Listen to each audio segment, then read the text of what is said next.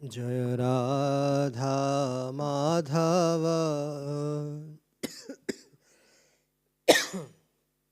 कुंज बिहारी।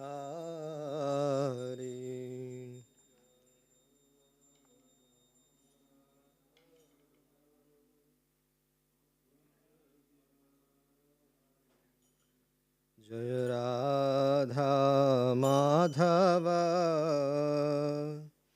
कुंज बिहारी।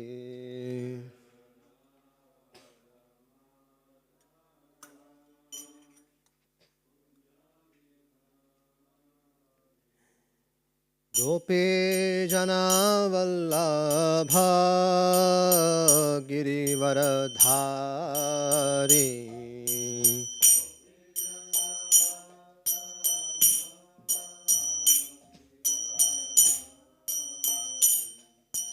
गोपी जना वल्लभ गिरिवरधारी।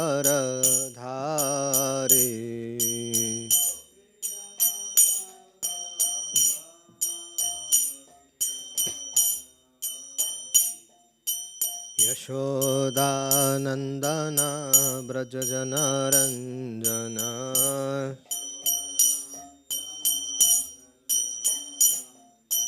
यशोदानंदन ब्रज जनरंजन।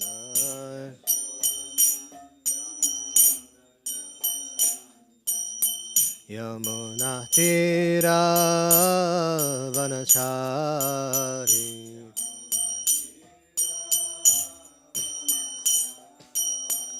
यमुना तीरावनचारी।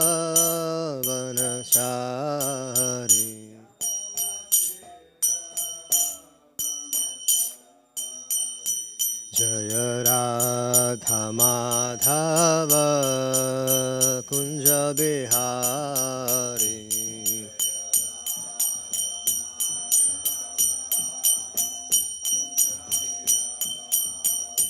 जय राधा माधव कुंज बिहारी।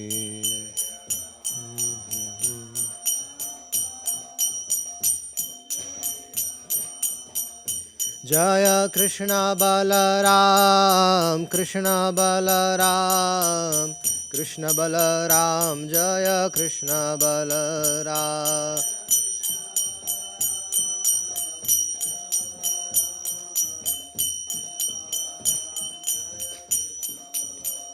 जय राधे श्याम राधे श्याम राधे श्याम। जय राधे श्याम।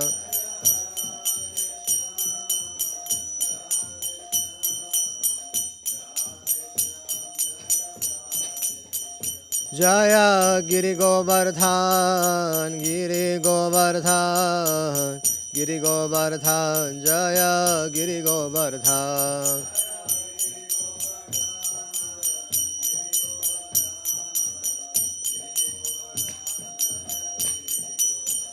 जय वृंदावन धाम वृंदावन धाम वृंदावन धाम। जय वृंदावन धाम।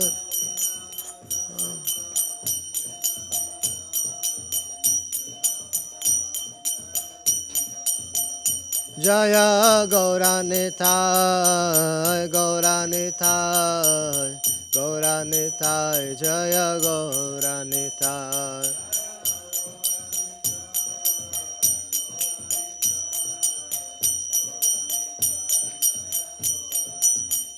जय जय प्रभुपाद प्रभुपाद प्रभुपाद। जय जय प्रभुपाद।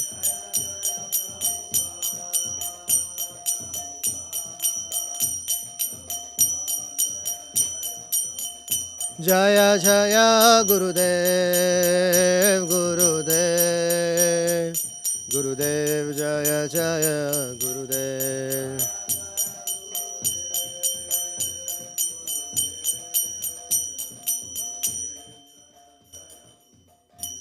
ग्रंथराज श्रीमद् भागवतम की समवेत गौर भक्तवृंद की।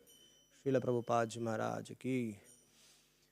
ॐ नमो भगवते वासुदेवाय।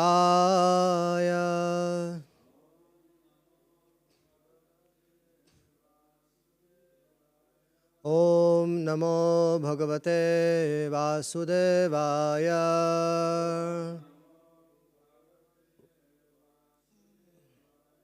ॐ नमो भगवते वासुदेवाय।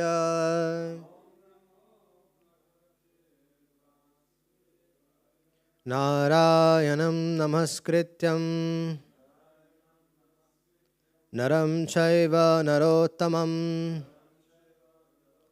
देवीं सरस्वतीं व्यासं ततो जयत्मुदीरये। नश्च प्रायेष्व भद्रेषु नित्यं भागवत सेवया भगवते उत्तमश्लोके भक्तिर्भवति नैष्टिकी। कृष्णाय वासुदेवाय देवकीनन्दनाय च नन्दगोपकुमाराय गोविन्दाय नमो नमः। जन्मादियस्य यतन्वयादितरतश्चार्तेष्वभिघ्नस्वराट् तेने ब्रह्मरथयादिकवये मूयन्ति यत् सूरया। तेजो वारिमृदां यथा विनिमयो यत्र त्रिसर्गो मृषा धाम्ना स्वेन सदा निरस्तकुहकं सत्यं परं धीमहि। धर्माप्रोजितकैतवत्र परमो निर्मत्सराणां सतां वेद्यं वास्तमत्र वस्तु शिवदं तापोत्रयन्मूलनं।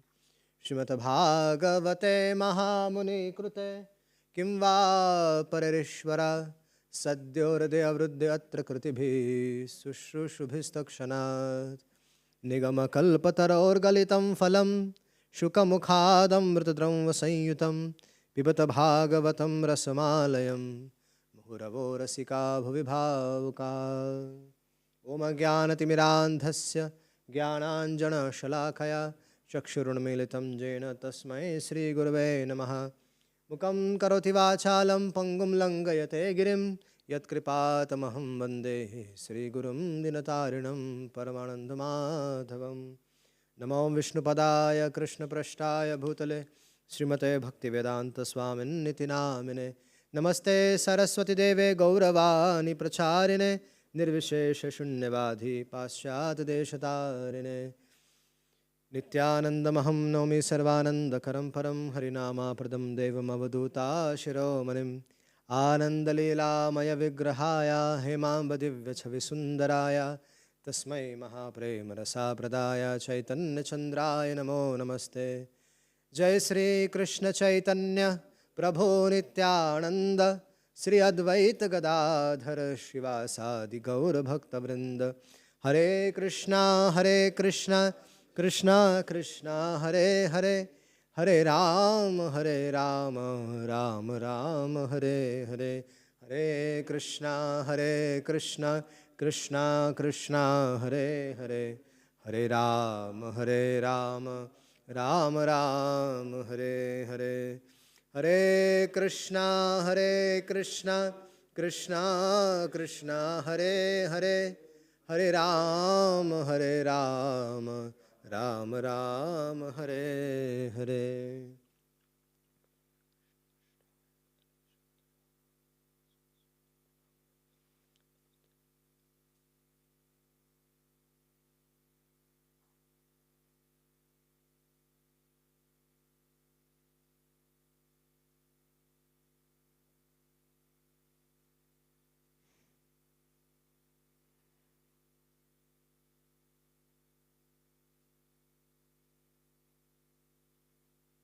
हरे Krishna.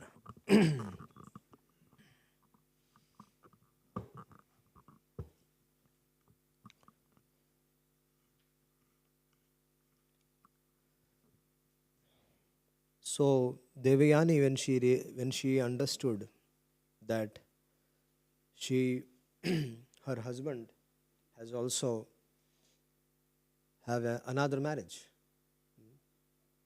so she decided to go back to her former guardian, Shukracharya.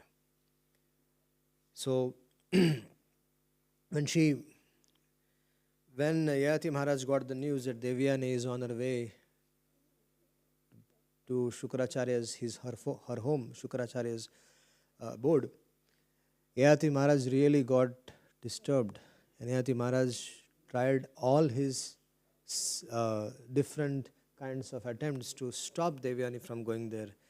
Yayati Maharaj, who was the ruler of the whole world, he fell at the feet of Devayani. He said, "Priye, my dear wife, please do not go. Please do not go. I beg for your forgiveness from you." And Devayani kicked Yayati Maharaj. And Yayati Maharaj was, after trying to convince her by various ways, Devayani finally reached the house of Shukracharya. And when Devayani reached there, she narrated the whole episode. And Shukracharya was very, very sad hearing everything. And Shukracharya looked at Yayati Maharaj and said, "I warned you. I have warned you to never allow Sarmishta to come on your bed. I have warned you." So Yayati Maharaj was cursed there and there itself by Shukracharya that you become old right now. People like Shukracharya, they have a lot of powers, there are a lot of siddhis. So it should be utilized properly for the service of the Lord, in the acts of devotional service. Not that cursing someone. He has not done tapasya, he has not performed austerities, so that he has a power to curse someone and lose that energy, lose that power of his. Because once he uses that, it gets raised. So it is very unusual that Shukracharya was cursing Yayati Maharaj to become an old person. Yayati Maharaj, as soon as he became old, he started to laugh at Shukracharya. He started to laugh at Devayani. He started saying to Devayani and Shukracharya that neither your daughter is still satisfied with me, neither I am satisfied with her. Now what are you going to do? How will your daughter survive? I'm an old person, she is still young. How will your daughter survive? You tell me, Shukracharya. And he started to laugh. And Shukracharya ji, he realized his mistake. And he proposed that, "My dear Yayati, I give you a proposal. And the proposal is that if you can exchange your old age with someone's youth, then that will be fine." And Yayati Maharaj started to laugh. "Do you think, old man, how can there be a possibility that someone will be willing to exchange my old age with his youth?" And Shukracharya hinted, go towards your son. Go and take help of your children. And interestingly, Yayati Maharaj, when he went to his children, first was Yadu, so he refused to accept the old age of his father. He stated that if I take your old age now, it is time for me to enjoy the world, and gradually I want to renounce the world. But if I accept your old age, and then you will ask me after 1,000 years, and if I give you back, but that will be the actual time for me to become old, and then I will be in a position where I have not enjoyed the material world nicely, and because of which in my heart I'll be lamenting, I'll be crying for sense gratification, which I don't want. Because when a person takes vanaprastha, he remembers all the sense enjoyment he has performed in his grahastha life, and he remembers that how he engaged his senses in sense gratification, and he spits on that. That thought is very, very important to develop detachment in our heart. So, when he first met Yadu, he refused, and he said that I cannot accept my dear father. Then he went to Turvasu. Devyan is another son, and Turvasu also refused. But Turvasu refused on, like Yadu's rejection was on religious ground, because he said, Father, I want to perform Krishna consciousness, and that's why for that sake I'm not accepting a proposal. Otherwise I have no problem, my dear father. Then he went to Turvasu. Turvasu rejected, and then when Turvasu rejected, then Yayati Maharaj went to Sharmishta's son. So see, sir, how the Kal Chakra is. He went to Sharmishta's son, he went to Dhruyu, he went to Anu. And even they rejected. And now Yayati Maharaj was really, he was really upset with all of them. So he cursed the second, third and fourth son to become degraded. And Puru, when he went to Puru, Puru was very, very sad and very, very disturbed. That when Yayati requested Puru, who was the younger of the three brothers and more qualified, he said, my dear son, please do not be disobedient like your elder brothers, because that is not your duty. So Puru replied, Your Majesty, O King, O my dear father, who in this world can repay the depth of his father? Who? By the mercy of one's father, one gets the human form of life, which enables one to associate with the Supreme Personality of Godhead and stop the transmigration of the Jivatma in the material world. A son who acts, a son or a disciple who acts by anticipating what the father wants. Very important. For a disciple and for a son also. You should know if he can understand the manobhishta, what's in the mind of the spiritual master or what's in the mind of the father. And if he can carry out those instructions without the spiritual master telling the disciple, without the father telling the son, he is a first class disciple. Then second comes one who acts upon receiving his father's order. The father has to tell him, the spiritual master to tell the disciple, instructs the disciple, do this. He is a second class disciple. Third, one who executes his father's order, his spiritual master's order irrelevantly, considering itself as a burden. The disciple thinks that, in the whole world, my spiritual master only knows me. He has so many disciples and he wants to give instructions to me only. When the disciple, when he does this, does the service, but thinking in this way, considering it as a burden, then this is a third class disciple. And there is another called as fourth class disciple. He is not a disciple. He is not a son at all. But a son who refuses his father's order is like a stool. These are the four categories of the disciple, four categories of son mentioned in the scriptures.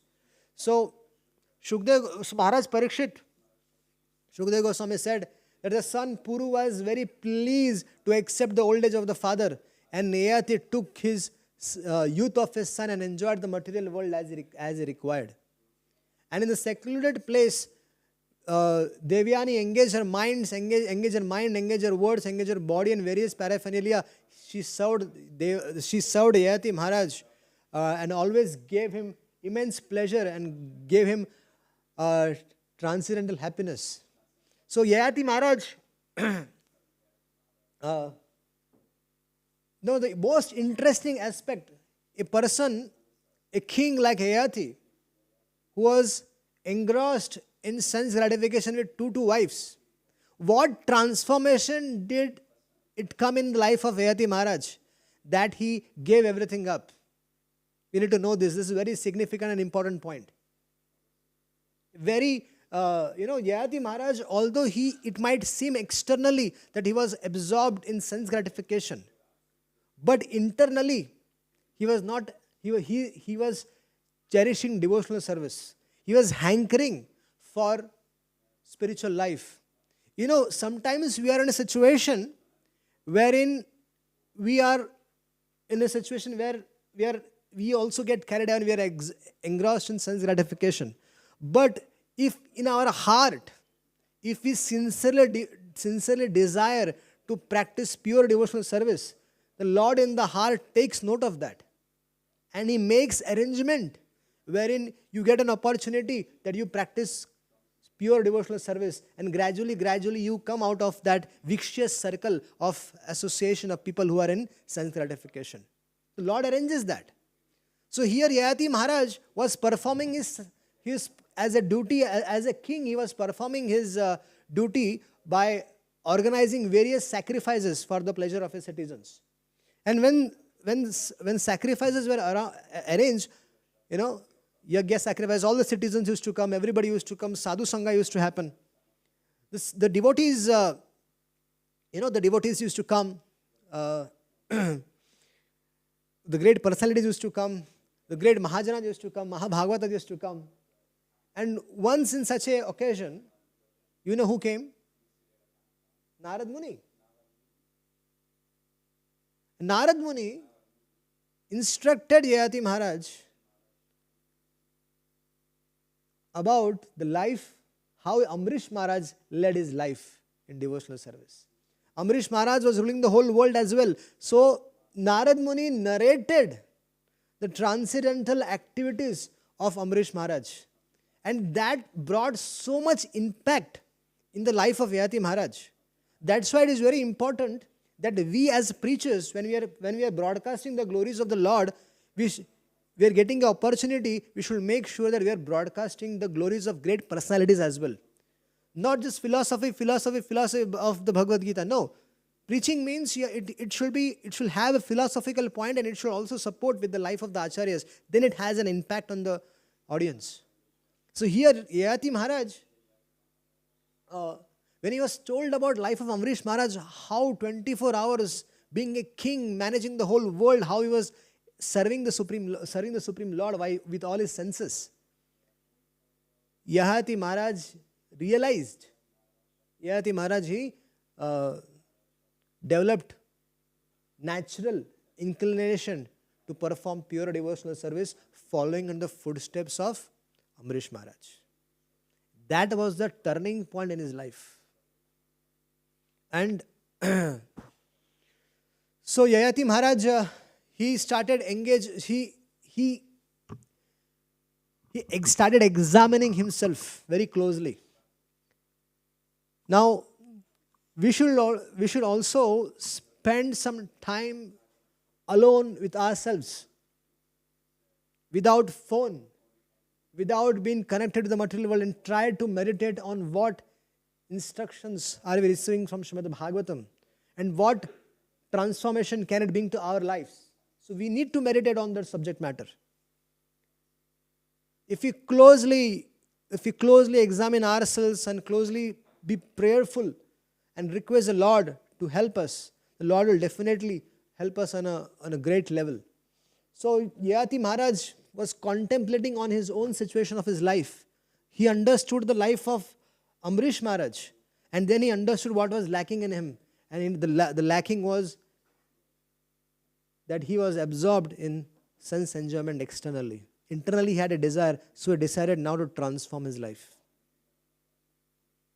What he thought, what he realized was that after many years of sexual relationships and many years of enjoyment in the material world, King Yayati finally became disgusted with the materialistic happiness. And when satiated with the material enjoyment, he finally decided that I want to take Vanaprastha now. I want to go to the forest and perform devotional service in the association of devotees. But now there was a big problem. It was not easy, because Devyani is very attached to him. So he finally called Devyani. There is no mention of Sharmishta here. So he called Devyani, and he devised a story of a he goat and a she goat corresponding to his own life. He said he narrated the story before his beloved Devyani. He said, once there was a he goat, and he was wandering in the forest, and then he found a well, and he looked into the well. He found a she goat. And as soon as the he goat saw the she goat, the he goat became very attracted to she goat, and somehow or other delivered her from the well. And thus they were united. So it is said that till the person is single, the girl is single, or the person is single, the life is very peaceful. No worries. He's like he can be on his own, go wherever he wants. But as soon as he decides to get married, then Yayati Maharaj explains that this he goat, when she saw the she goat, and he goat wanted she goat, then he goat had to dug a road, a way to get her out. Okay, and that way, the digging the way is, if when a person decides to get married, then that digging is the get. Jai Narasingh Dev Bhagavan ki Jai. Beautiful. So the digging of the well, what is that? Person's efforts to look for a job, person's efforts to look for a proper house, person's efforts to make sure that how will my monthly income be to such an extent where me and my wife can maintain, and the children come, they can maintain. Till that time he is single, he doesn't have to worry. As soon as he decides that he has to get married, then what happens? He goat start thinking of all these things. Now till this time he was a very nice, simple-hearted personality, enjoying his Mangal Arati, enjoying his Darshan Arati, enjoying Bhagavatam classes, preaching and doing everything, 24 hours absorbed in Krishna consciousness. But now these he goats want to get married. And that he goat now is looking for a job, looking for opportunities where he can earn and maintain money. How can bring in money? How can I satisfy my wife? Will be wife, not yet wife. So all the planning starts. And then gradually when the road is ready, when everything is ready, the house is ready, the job is ready, the money is coming, then the he goat proposes the she goat, and the she goats and he goat get married. But one day,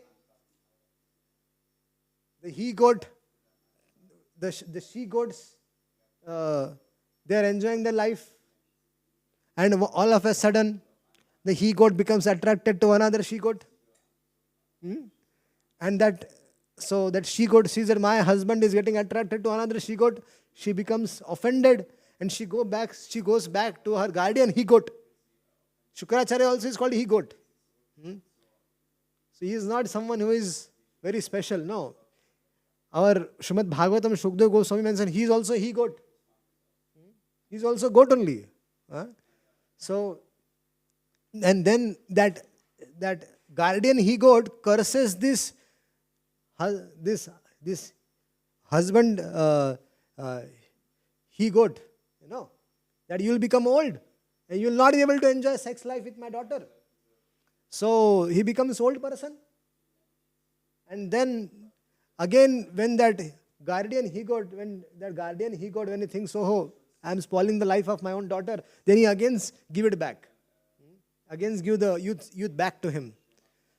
So this Yayati Maharaj, while he was narrating this story, he was saying that he goat was trying to enjoy the material world for so many years after years after years after years.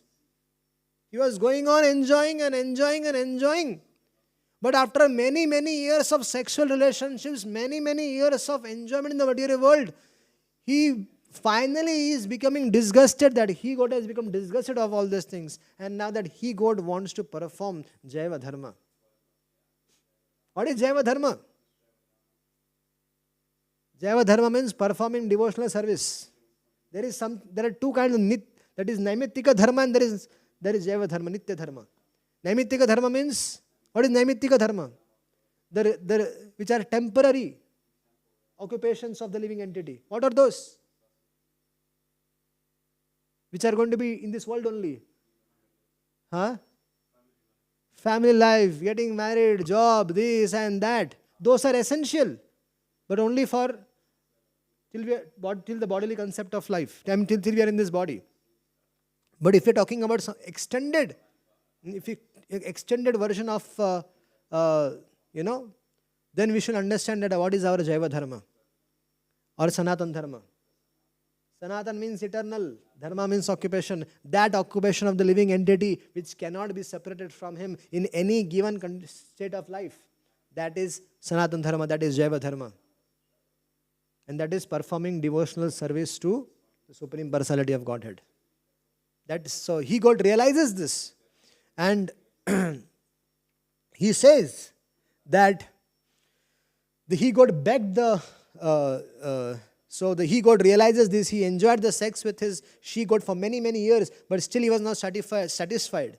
If one is lusty and one is greedy, even the total stock of the gold in the world is given to him. If all the women in the world are given to him, if all the wealth in the world is given to him, if everything, all the material opulence of all the three worlds are also given to him, but still he cannot, that cannot get satisfied by that if everything in the world is coming to him.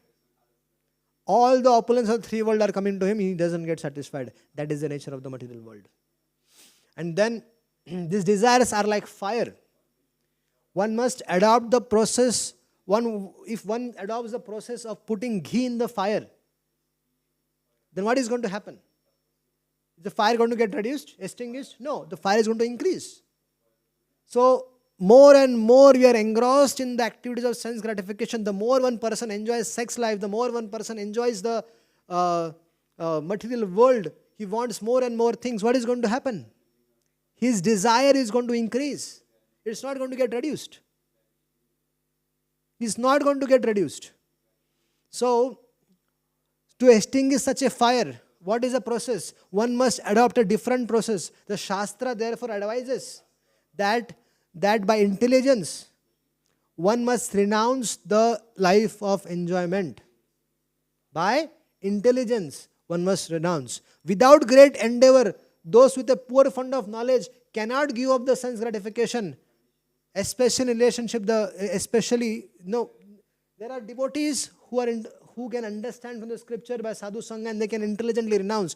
But people in the materialistic, people in the world, their situation is so degraded that because of the poor fund of knowledge, because of the lack of transcendental knowledge, because of the lack of goal of life because of ignorance, what happens? They cannot give up sex enjoyment. They cannot give up sense enjoyment.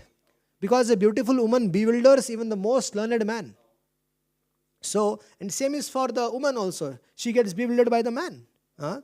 So, Yayati Maharaj, however, renounced worldly life.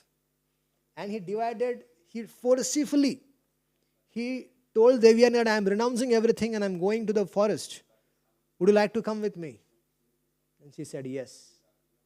So he gave up, he renounced the worldly life, divided the property amongst his sons, and he personally adopted the life of a mendicant, giving up all the attraction of material enjoyment and engaged himself fully in devotional service to the Lord. He went to the forest, associated with devotees, practiced Krishna consciousness intensely. Intense bhajan. These days, chanting without phone is difficult.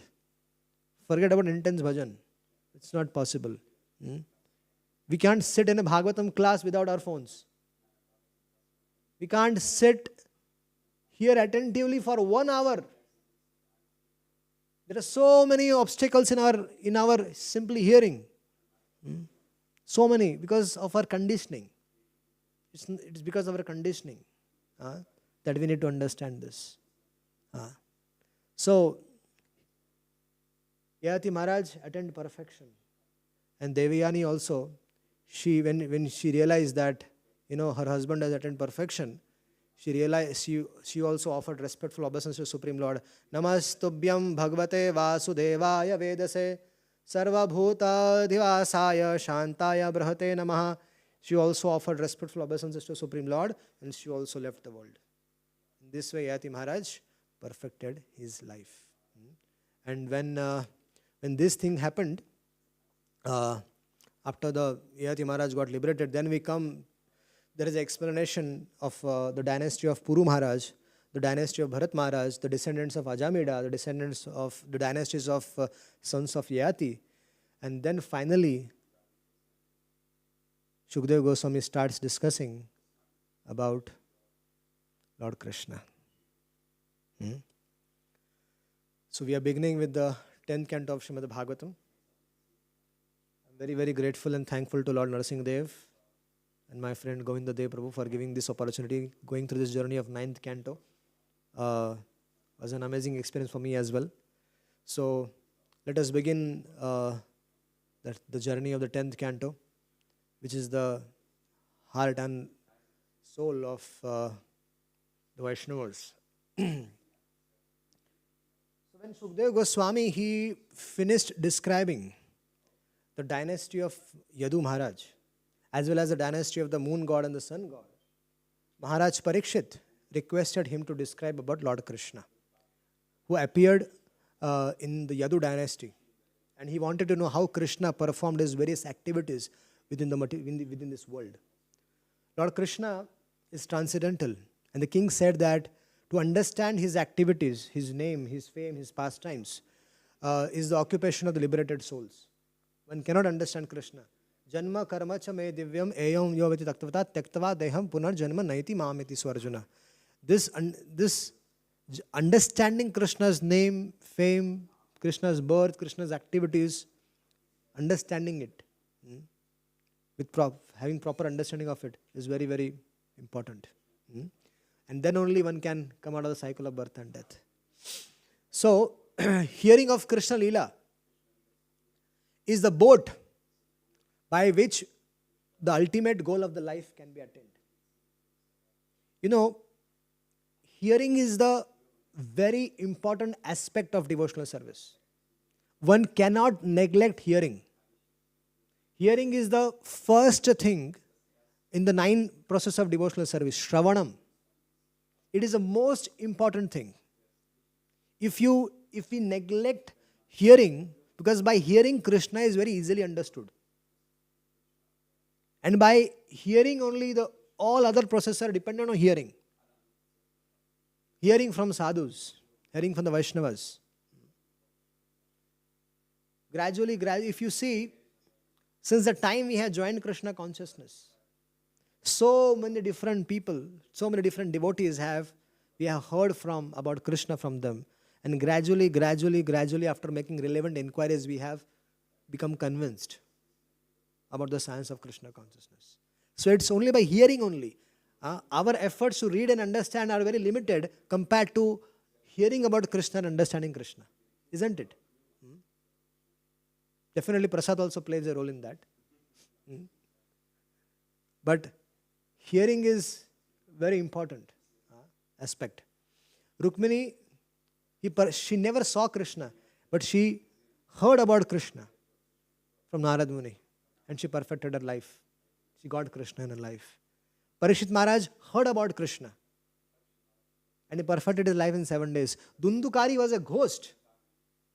He was in a ghostly body. But in a ghostly body also, he got an opportunity to hear Srimad Bhagavatam from Gokarna. And from a ghostly body, he skipped the human form of life, goes directly to the associate of the Lord of Vaikuntha.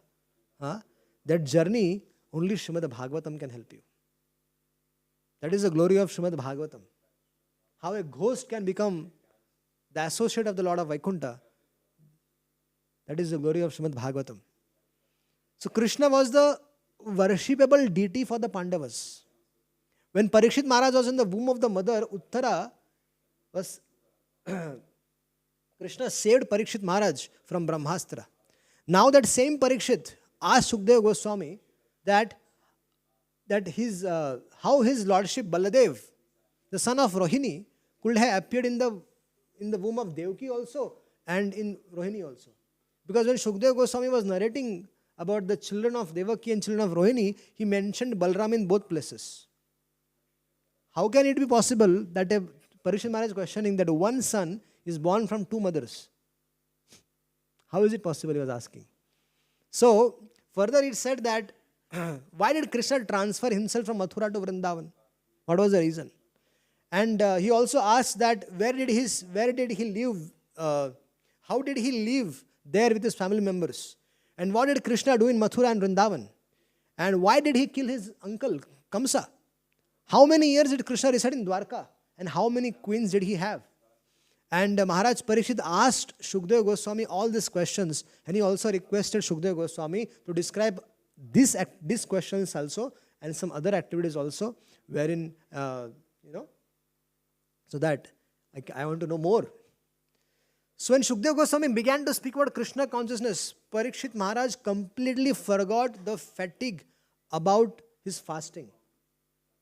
Parikshit Maharaj was fasting from food and fasting from water, because that hunger was the cause by which he offended that Brahmana, and that hunger was the cause by which he got the curse. So that's why Parikshit Maharaj actually took a vow to not eat anything, not drink anything till he attains perfection in life. That is conviction. That is conviction. He took a vow that 7 days, no eating, no sleeping, no eating, no sleeping, no pizza, no pasta, nothing. Only Krishna Katha. And Parikshit Maharaj, it was the 5th day, and he was satisfied. Shukdev Goswami asked him, how are you? Because last 5 days you are fasting. How are you? And Parikshit Maharaj replied that Parikshit Maharaj completely forgot the fatigue brought about by his fasting. He was so enthusiastic to hear about Krishna. So Shukdev Goswami very enthusiastically started explaining. He's telling like the waters of the Ganges, the descriptions of the activities of Krishna can purify the entire universe. Just like Ganges can purify the entire universe, so are Krishna Katha. Krishna Katha can also purify the entire universe. The speaker, the inquirer, the audience, everyone becomes purified by hearing Krishna Katha. Once, when the entire world was overburdened by increasing military power of the demons in the form of the king, Mother Earth assumed the form of a cow, and she approached Lord Brahma for relief. And sympathetic to Mother Earth's lamentation, Brahma, accompanied by Lord Shiva and other demigods, they all went to Shvetadip. And and they all started offering their respectful prayers to Lord Vishnu. And Mahavishnu informed Brahmaji that he will appear on the surface of the earth very soon to mitigate the creation by the demons. So the demigods, all the demigods, along with their wives, should appear in the world as Lord Krishna's associates in the family of Yadus. And they should become their sons, they should become their grandsons. And by the will of Lord Krishna, Anantadev will first appear and as Balaram, and then Krishna's potency Yogamaya will also appear, and Brahma informed Mother Earth all about this, and then they all return to their abode. So every time there is difficulty, Krishna assumes of incarnation and comes. So after marrying Devaki, Vasudeva was returning home. It was a very happy moment in the life of Vasudeva because he was married to Devaki. And who was carrying the horse? Who was driving the chariot? Kamsa himself was driving the chariot. What a good fortune. for Devaki that her brother was driving the chariot. Kansa was very happy, delighted, very happy that his daughter-like sister has got married, to his friend Vasudev. Vasudev was a minister, and Vasudev was very, very faithful, very, very loyal. So Kansa was very, very happy that this marriage is taking place. And while this excitement was there, while this happiness was there, and Kamsa was driving Devaki to Vasudev's home, at that time, Devatas came and made an announcement that you fool, Kamsa, you fool rascal, you idiot. You know what are you doing? I said, what? You are carrying Devaki, but her 8th son is going to kill you. That's it.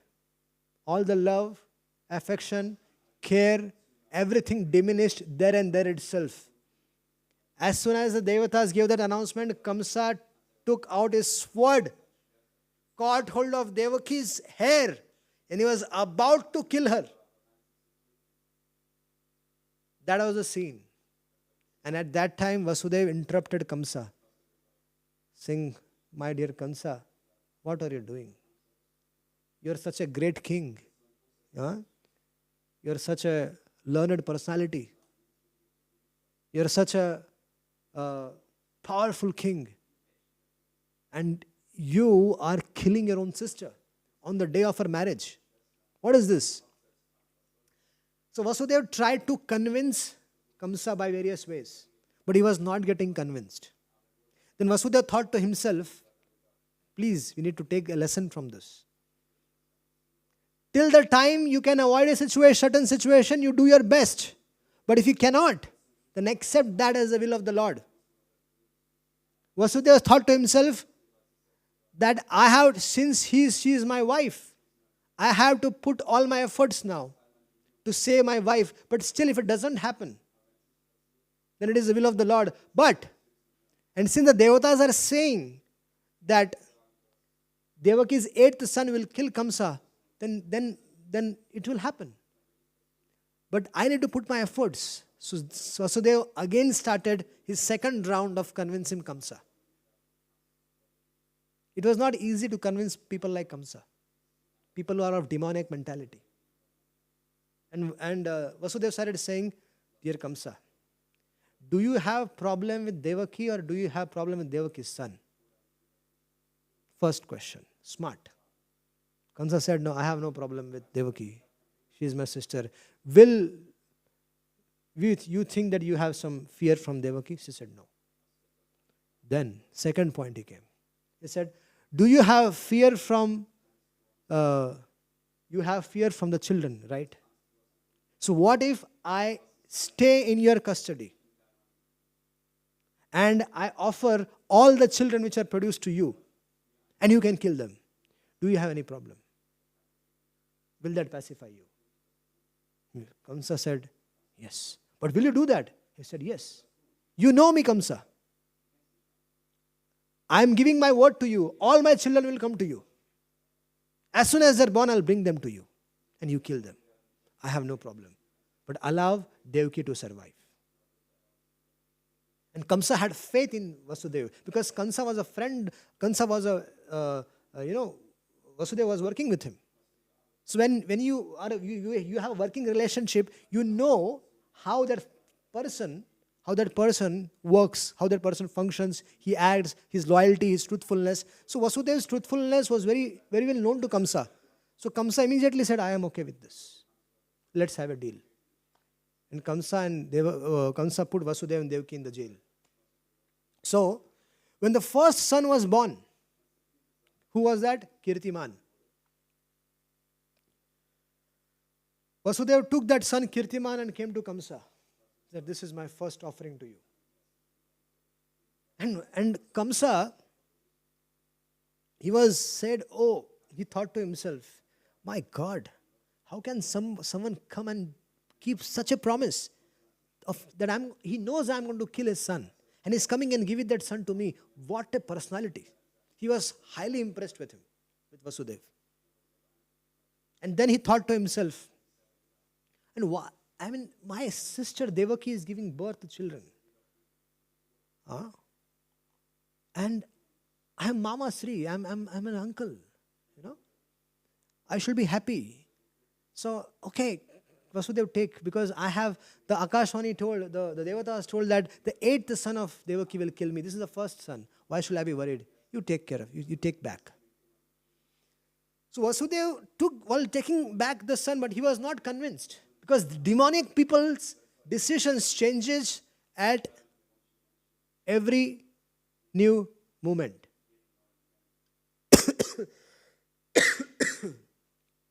So, Narad Muni enters the arena. This is Narad Bhagavat Puran. There is no pastimes in Srimad Bhagavatam where Narad Muni's involvement is not there. I hardly find anything.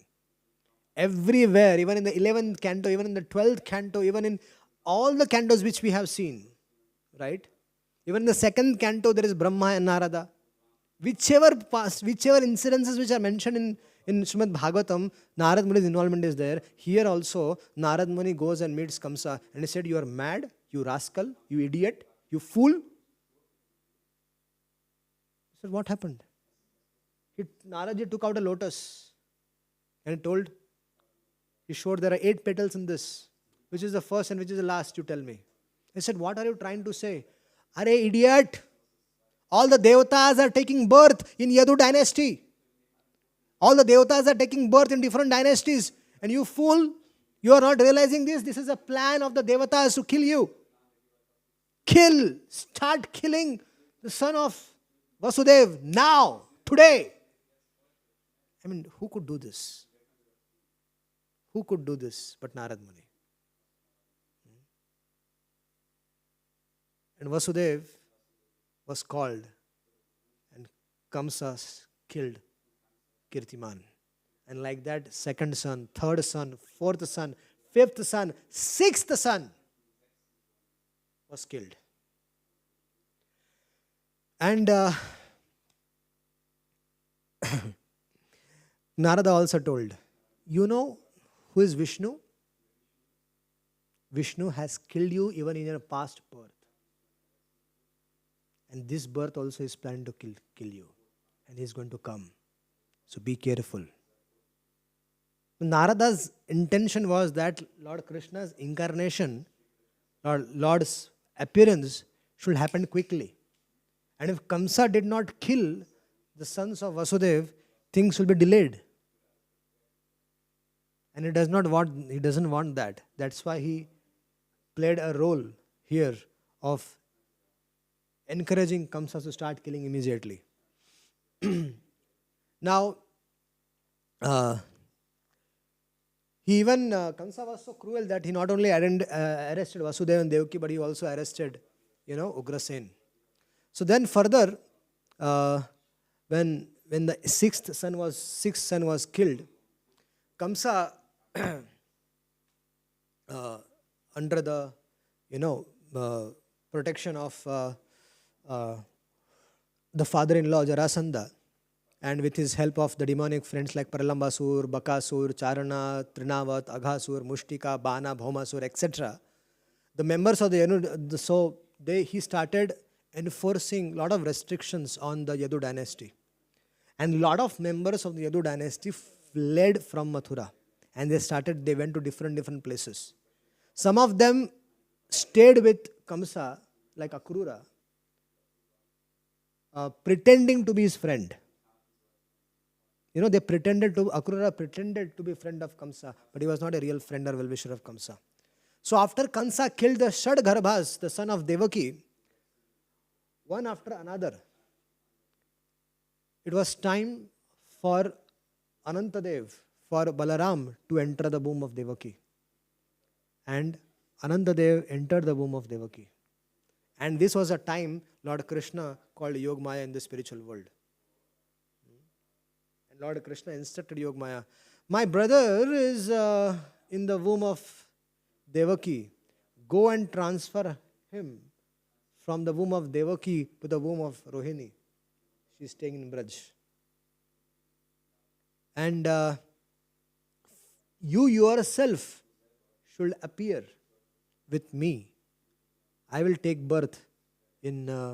now here there is a mystery of Krishna's birth Leela. Krishna took birth in two places. That is our Gaudiya Vaishnava Siddhanta. Krishna took birth in two places. Where? Krishna took birth in Mathura and Krishna took birth in Gokul as well. So here what happens, and I'll tell you proof also. I'll tell you proofs also. This proof is in the Bhagavatam itself. So when Krishna, he instructed Yogamaya to do this transfer, he told that for this service of yours, you'll be worshipped in the material world. You'll as Chandi, as Durga, there are 12 names. In different forms, people are going to worship you. And you are going to grant people all their fulfillments of material desires. Give them everything. And when when Yogamaya, she took permission from the Lord. She took permission and she circumambulated the Lord and left. So Yogamaya transferred Balaramji from the womb of Devaki to the womb of and to the Rohini. And his name was called as Sankarshan. His name was called as Rama. His name was called as Bala. And then Krishna appeared in the womb of Devaki. But at the same time, Krishna also appeared in the womb of Yashoda. And along with Mother Yashoda, who came there? Yogamaya. So two children were born in Gokul. Yogamaya and Krishna. Who? Nandanandan Krishna. Now in the Srimad Bhagavatam, there is a description where Shukdev Goswami is narrating that what is the proof that Krishna was born in two places? Because Nanda Maharaj performed the Jata Karma Sanskar, cutting the umbilical cord of Mother Yashoda and Krishna. If it was only a transfer, what happened? Vasudev, he transferred. The process was that when the Lord appeared there, Lord appeared in his full opulent form, and Vasudevji, Devaki, they prayed to the Supreme Lord. The Lord accepted the prayers. The Lord narrated to them about their past birth, and the Lord told them that take me to Gokul. So Vasudev took Krishna to Gokula in the dead of the night. And when Vasudev reached there, he did not see Krishna there because Krishna was in his own hand. He did not see Nandanandan Krishna. He only saw Yogamaya there. So Vasudev kept Krishna there, lifted Yogamaya and came back. And in the meanwhile, what happened there was that Krishna was also born to Mother Yashoda. Krishna was also, and Shukadeva Goswami mentions that Nanda Maharaj performing that Jat Karma Sanskar. How can umbilical cord between the mother and son be cut? But it was cut because Nanda Maharaj himself cut that. That proves that Krishna was born in both places. There is a shloka in the 5th chapter where it is mentioned. Then further, the Lord told Yogamaya that because you are going to get birth with me, I want to offer you blessings that you will be worshipped throughout this world. And in the whole world, there are majorly two kinds of devotees, Vaishnavas and Shaktas. Because the Lord appeared with Yogamaya, so in this world you find many devotees of Durgaji and many devotees and many Vaishnavas. So this is a very common thing to know. Then after Yogamaya transferred the seventh child in the womb of Rohini, Supreme Personality of Godhead appeared in the heart of Vasudeva. The first thing the Lord did was he appeared in the mind of Vasudeva. And from Vasudev's mind, Vasudeva transferred Krishna from his mind to the mind of Devaki. That is called as initiation. The spiritual master, what he does? The spiritual master, he transfers Krishna from his heart to the heart of the disciple. But which disciple? One who is sincere and qualified disciple. That's how Krishna is transferred from the life of the guru, life of the spiritual master to the disciple. How can a disciple also get the wealth of the spiritual master? The wealth is given. You cannot snatch the wealth. This is spiritual wealth. You cannot snatch the wealth. It has to be given. So Vasudeva transferred Krishna from his heart to the heart of Devaki. And from Devaki's heart, Krishna entered the womb of Devaki.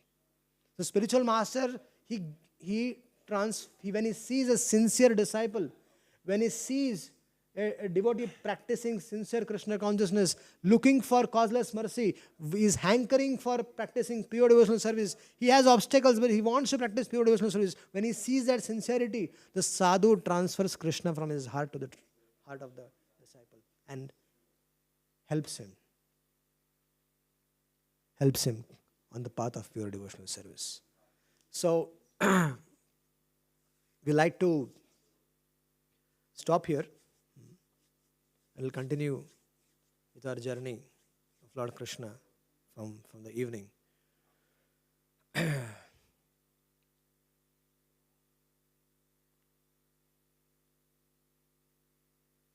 Krishna. Any questions? Hare Krishna, Prabhuji. Happy to see you.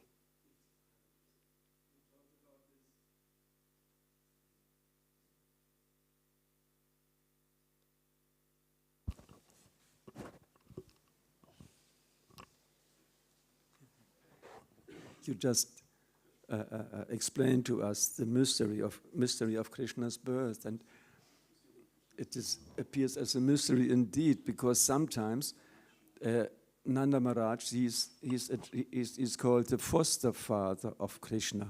Yeah. And in different places, and yes. Nanda Maharaj he seems to be conscious that Vasudeva is the real father, like this.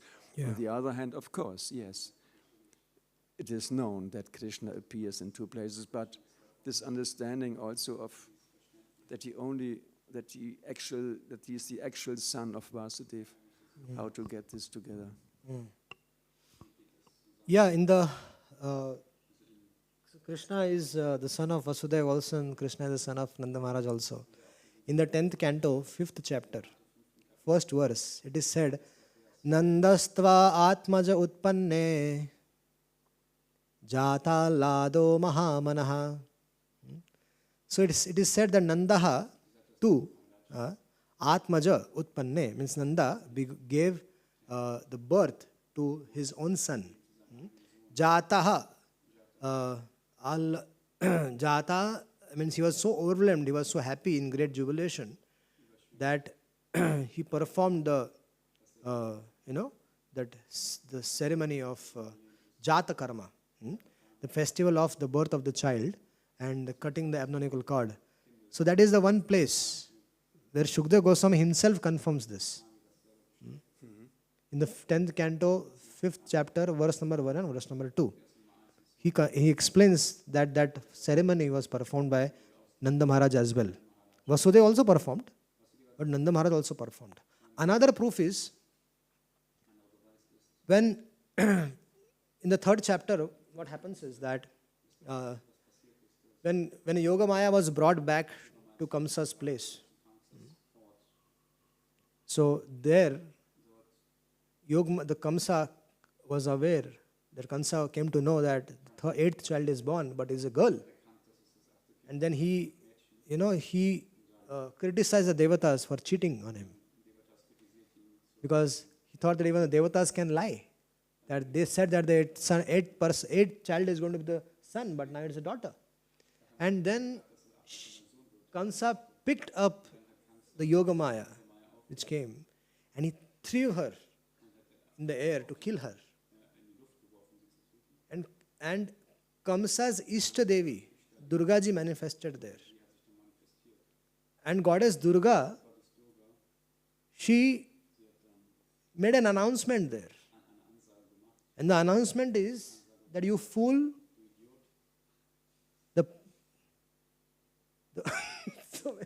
so many people they call Kamsa fool.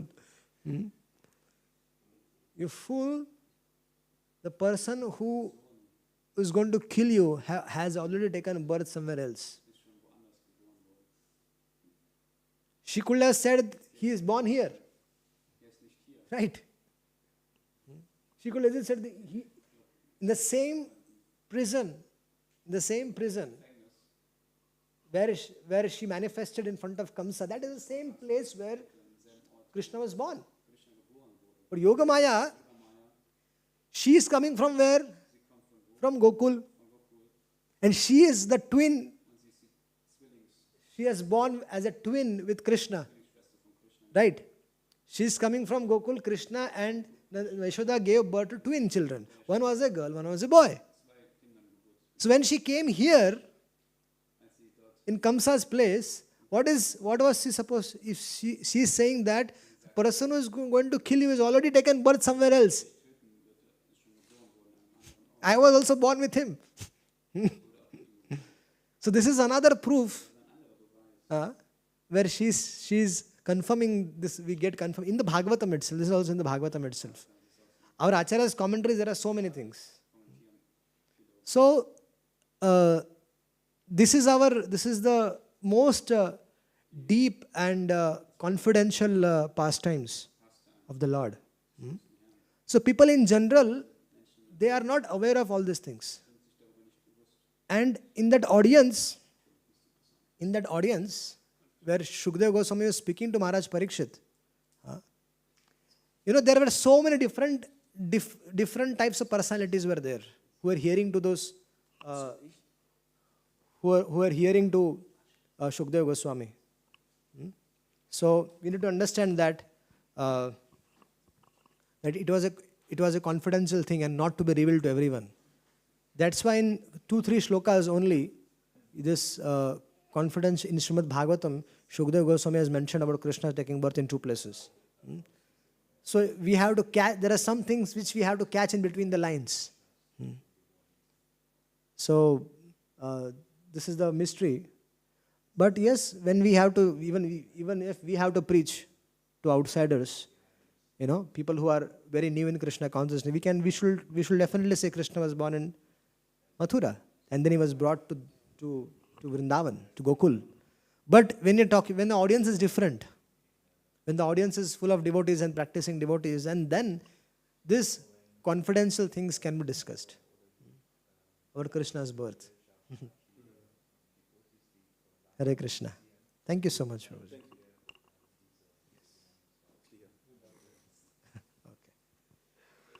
Hare Krishna. Granthra Srimad Bhagavatam ki jai. Drink hot water, Mataji. Srimad Bhagavatam is purifying you.